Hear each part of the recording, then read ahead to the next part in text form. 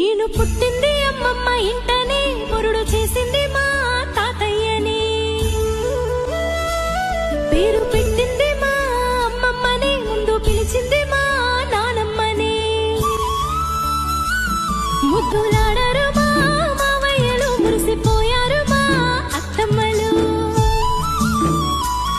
మా అమ్మమ్మ ఎప్పుడు కాపలా చూసుకున్నది కంటికి రెప్పలా. లాల పోసింది, జోల పాడింది, బుగ్గ చుక్క పెట్టి ఉగ్గు